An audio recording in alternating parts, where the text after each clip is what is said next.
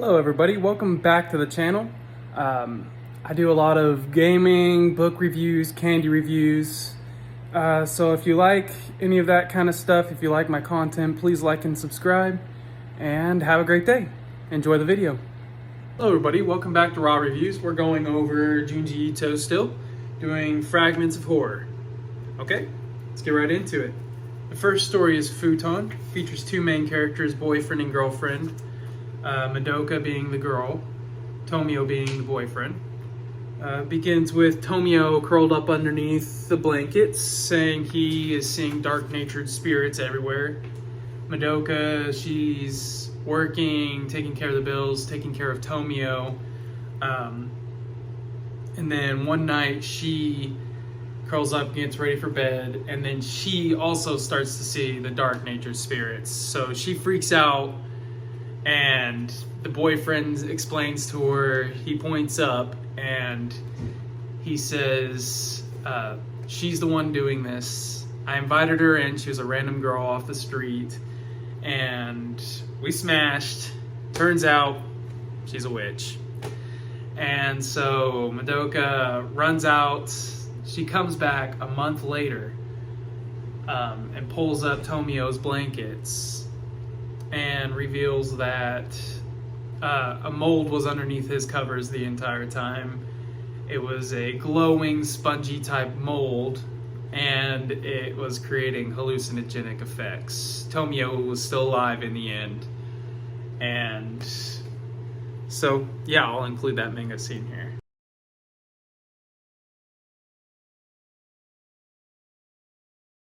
The next story we have is called Wooden Spirit. It starts off explaining that the house where this story is going to take place is a pedigree. That means that it's been in this person's family for generations on down.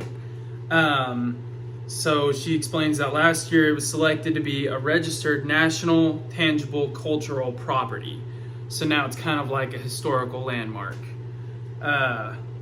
Just like in that area. The noble, basically, like, they explain like the kind of like the building architecture of it is very noble looking.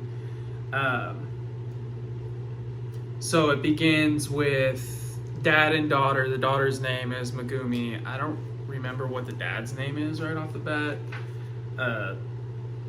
Anyways, they get a knock at the door, and this kind of weird looking girl shows up. Her name is Manami Kino. She explains that she's in university for architecture, and she came by to look at the house. Megumi doesn't really like this. She says she should come with the tour group, but her dad says, no, come on in, you can come check it out. Then she starts kind of feeling up the house and stuff like that, and then she explains that she thinks that the walls and the floor and everything are all very sexy. And the dad he immediately is like, huh? Like, she said sexy? So he explains that it's just him and his daughter living there. So Manami asks if she can board, and she says she'll take care of his family and they don't have to worry about like cooking or cleaning or anything if they let her stay there, and I guess like study the architecture. She says she's thoroughly enamored with it. So Megumi is very wary. That's the daughter. She doesn't really know what to think of this chick. She's kind of weird. But over time, she kind of begins to accept her, and she starts to even think like, hey, maybe my dad and Manami could even get married and be happy together. So then one night the dad seems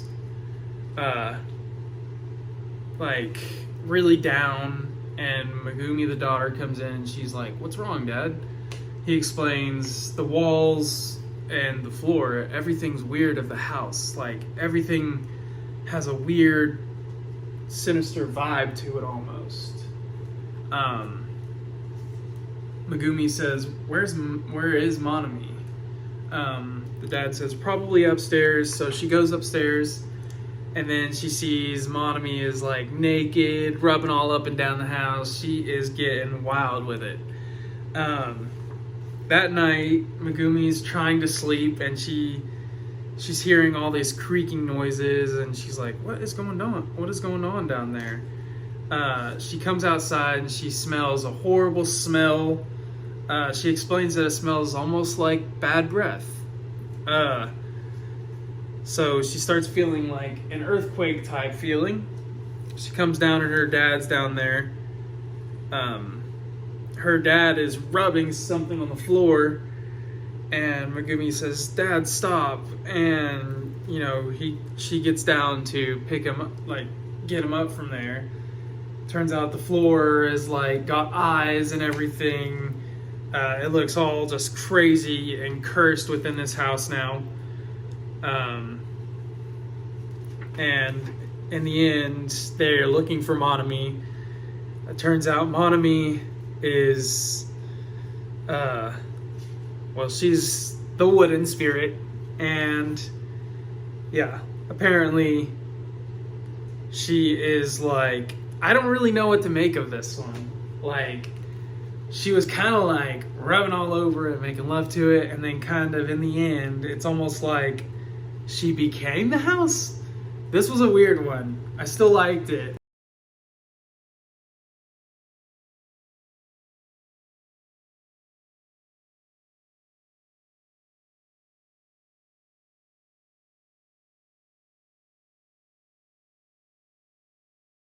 The next story is called Red Turtleneck. It begins with Tomio shuffling through town. We're going to remix that first story. Same characters, a little bit of a different story, bit longer. Begins with Tomio shuffling around town, holding his head on, you know, both hands, head on like this. Very carefully, he knocks on Madoka's apartment door with his foot, and she opens, and Tomio, he's crying, sobbing in front of her, saying he doesn't want to die. Cut to 3 days earlier, they're having an argument. Madoka's, she's kicking him out. She's kicking out Tomio because she's had it with his cheating. Basically, what happened is they'd been going to a fortune teller, and she says that the fortune teller stole Tomio's heart. The fortune teller like reads their fortunes and says, you are deeply incompatible and you will soon separate. And then, yeah, the fortune teller and Tomio, they smash. Then she says, I want your head, your severed head. He says, my severed head? I want your beautiful head for my collection. That's what she says. And then she takes a piece of her hair, ties it around his neck, and she puts a turtleneck on him. And she's put a piece of hair around his neck, and she severs it. But he holds it on very tightly so as to not, you know, lose his head. That's all that's keeping him alive, is him just very carefully holding his head on. He explains to Madoka his head's not attached. And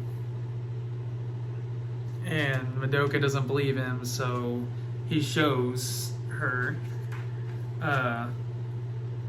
She says, like, don't come in, you know. He says, help me. He doesn't know what else to do. He's at wit's end, essentially. He's going insane at this point. He sits down. She says she's going to call an ambulance. And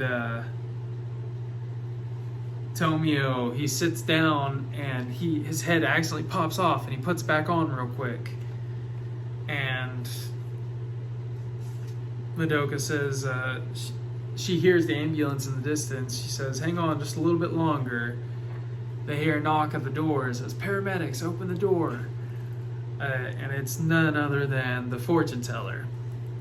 She just helps herself, comes right in. And then this is when it starts to make my skin crawl reading this. She takes a death tarot card and she sticks it into the slot of his neck and pulls it out, and it has like blood on it now. And Madoka's about to hit him, and she says, oh, you can't hit me. The momentum from your hit will knock his head off. You better be careful.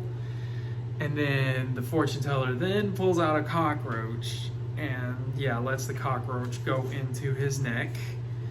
He writhes all around, and then that's when Madoka takes a pair of scissors and stabs the fortune teller in the back of the neck, which makes her fall to the floor and melt away. Madoka says, Tomio, we have to hurry and get the cockroach out. And Tomio says, I swallowed it already. It's okay. Yeah, so that part made my skin crawl. And then when the fortune teller melts away, then there are 3 children there. And they scream, Daddy, Daddy, play with us.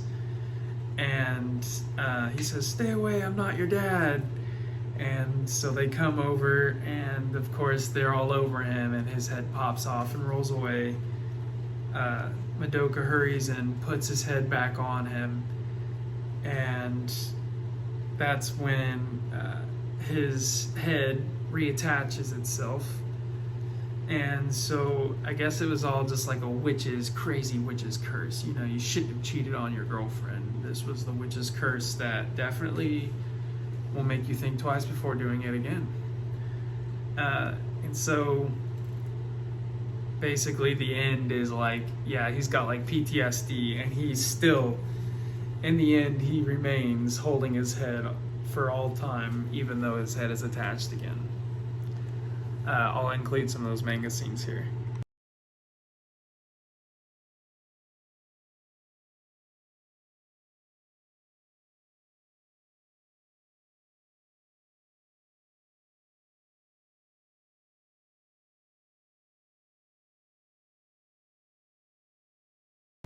The next story is Gentle Goodbye. The main character of this one, her name is, let's see, I'm trying to remember. Oh yeah, Riko. Yeah, at the beginning, it begins with her having, like, she continues to have nightmares that her father is gonna die. And then she'd wake up and her dad would be like, I'm not gonna die, it's okay, it's okay. Riko eventually meets a man. The man is part of a noble, pedigreed family in a really nice house. Well, I'll summation this one up. It's a little bit long. Basically, when a person dies in their family, all at once they all pray so hard for the person or the 2 individuals that they come back for a cap of 20 years before they fully dissipate. And over that 20-year time frame of them being a ghost, they slowly fade into like a formless blob almost, you know? It's a way for them to say goodbye to their members a bit more peacefully. It turns out, though, that Riko, the guy that she got with, Riko ends up getting hit by, I think, a drunk driver, and Riko, they got special permission to turn her into an after image, and he, I guess, marries her after image. In the end, you know, her boyfriend ends up falling in love with somebody else. And so she's a ghost, and she leaves to go back to hang out with her dad for the remaining of her years, with the irony that she feared so long to see her dad die. Now she may not even, she may not even live to see him die because her after image may fade away. I'll include some of those scenes here.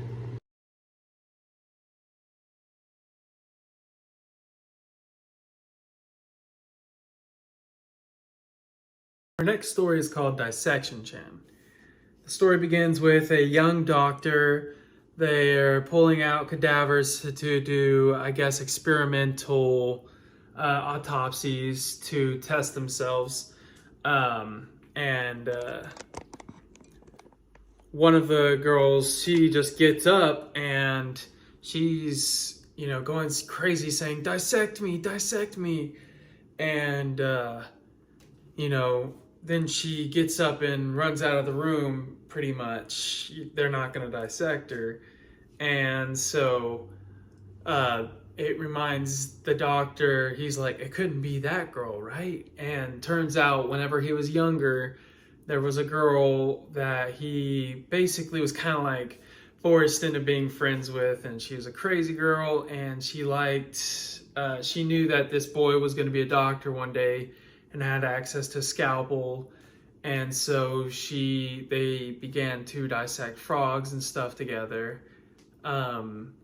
Then cut to, whenever that happened, it reminded him of her. And then years and years later, whenever he's an old man, here comes in more cadavers, and then they notice this one lady, she has had tons and tons of dissections all over her. I mean, tons of like scars and cuts all over her. And the old doctor at this point realizes that's the same girl. And so they cut her open, and inside is, I guess, what is to be assumed, like, in my opinion, I guess it's kind of supposed to be like revenge of the dissected frogs. You get what I mean? Because whenever she's younger, that happens nearly whenever they're near done dissecting frogs. She complains about her stomach hurting, and he runs away as a young boy. So I guess that's what I'm supposed to make of it. Anyways, I'll include some of those scenes here.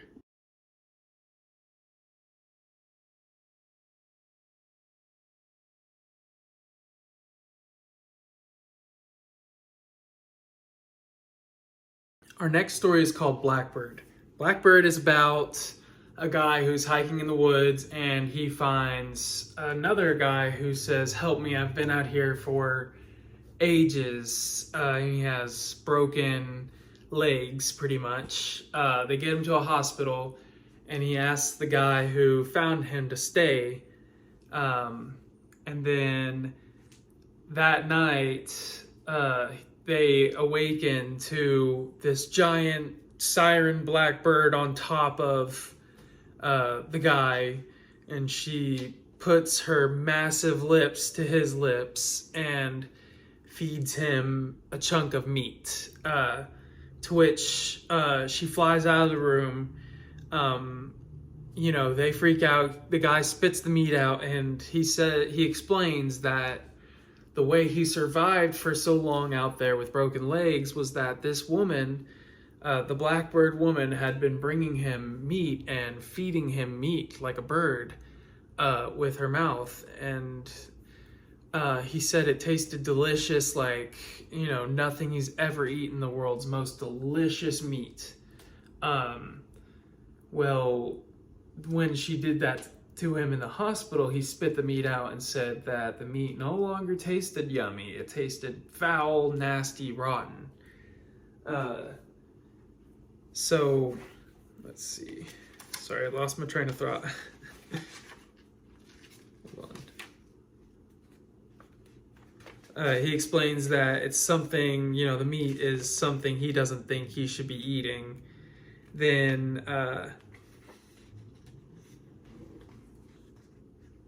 Then he spits out like an eyeball as well.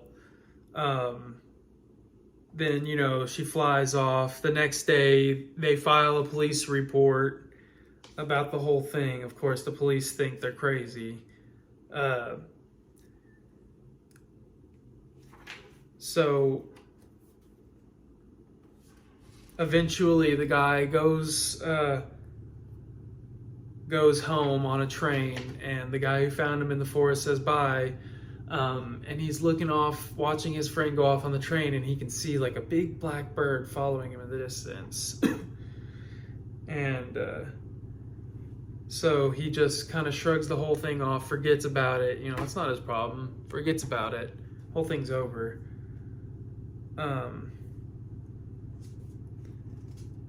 So then it turns out a few years later, the guy who she had been feeding the meat to save his life in the woods, they had found his corpse on the summit of Mount Fuji. DNA testing confirmed that it was him. They say that when he was found, a huge black bird was pecking at the corpse, but the truth of that is unconfirmed. So they tested the meat that the guy had been being fed by the bird, and it ended up being his own flesh. So essentially what had been happening is somehow this blackbird, she was traveling through time to eat the meat off of, you know, the guy's dead corpse and feed it to him while he was still alive. It's just a really weird story.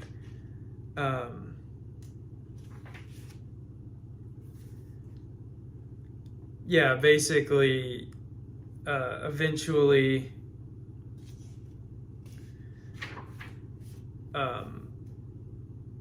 I'm just gonna leave it there. This one's hard to explain. It's about a blackbird, I guess, who's traveling in time to feed you your meat to save you. It's a really weird one. This one was good. I liked reading it. It's just hard to explain to people. I'll include some of the manga scenes here. Note that the ending of Blackbird, though, it ends with the guy who rescued the one guy in the woods. It ends with him hiking through the woods, and he falls and breaks his ankles. And then out of nowhere, the blackbird arrives to feed him meat. And yeah, you're supposed to know that that she is now feeding him his own meat from when he's dead, essentially. So.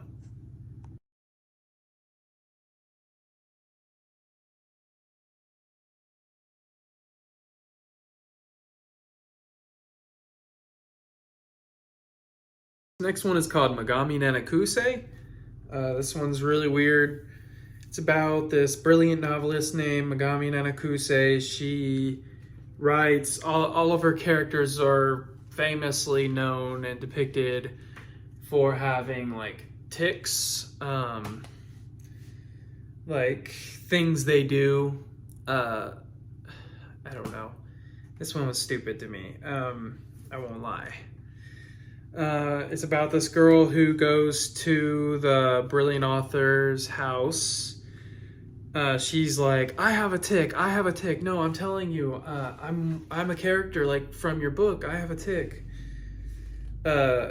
Basically, eventually she locks her up in the dungeon, and to make her really get a tic, she locks her up in the dungeon, where she's locked up others in the dungeon who are now doing weird things, like moving their bodies in weird way, doing these things called tics.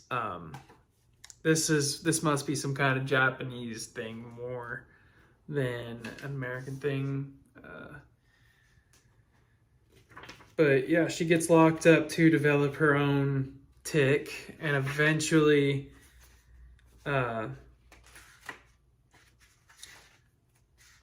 she comes back down to the dungeon. Megami Nanakusei comes back down to the dungeon to check on her, and they turn her around, and yeah, her face has developed a tick. She's frozen her entire body completely solid, to which Nanakusei declares the ultimate tick. The end. I'll include the pic here.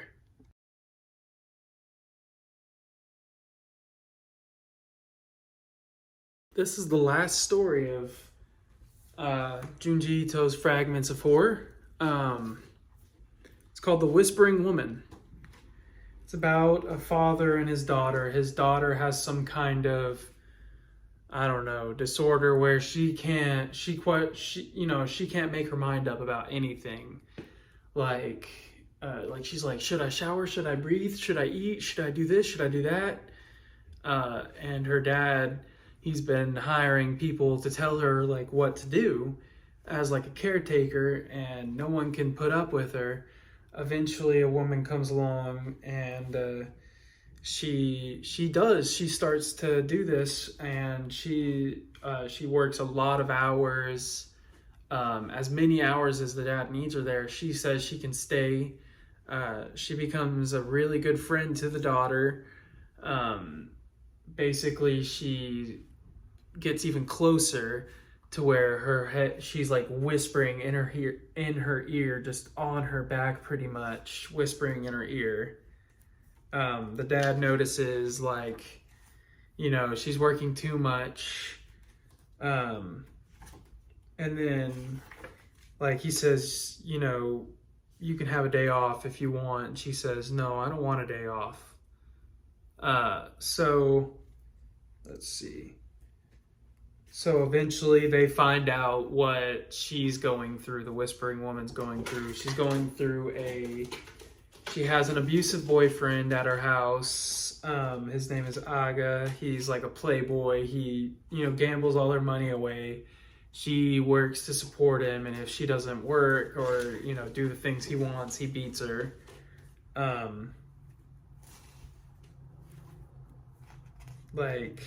Eventually, she dies.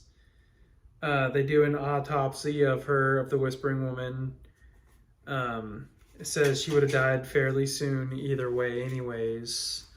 Then the dad is freaking out, like, what's going to happen to my daughter now? She's got, she doesn't have anyone to whisper, and they were so close. He runs up to her room, and she's completely fine.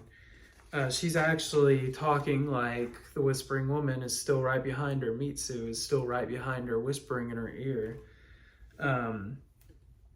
So the dad notices, like, even though she's gone, she was still whispering behind her, like she was being whispered to. Eventually, one day her dad comes out and sees his daughter acting strange. He comes to the woods where she is, and she's like stabbing the ground with a knife. She's like this, like this. And her dad's like, what are you doing? And then they go home, and then the next night, Spunks, you little ass. The next night, the dad hears a knock on the door. He goes and opens it, and it's his daughter, and she's covered in blood. And turns out that she killed Aga, the Whispering Woman's abusive boyfriend, in the end. It's funny because you think it's going to be a nice, a sweet story, and then it turns out to be, in the end, a twisted story. So, thank you very much for watching, everybody. I'm going to include those scenes here.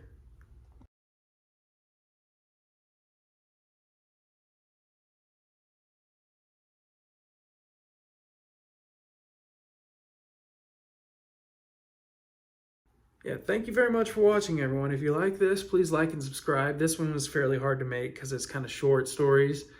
The next one I'm going to be doing will be a longer one. Please, if you like this stuff, like and subscribe, and support Junji Ito. These things can't be easy to make, and not to mention, like, this was only $18 from Books A Million. I can only imagine, the amount of money Junji Ito himself made off of me purchasing this. You get what I mean? Like, probably, what, $5, maybe?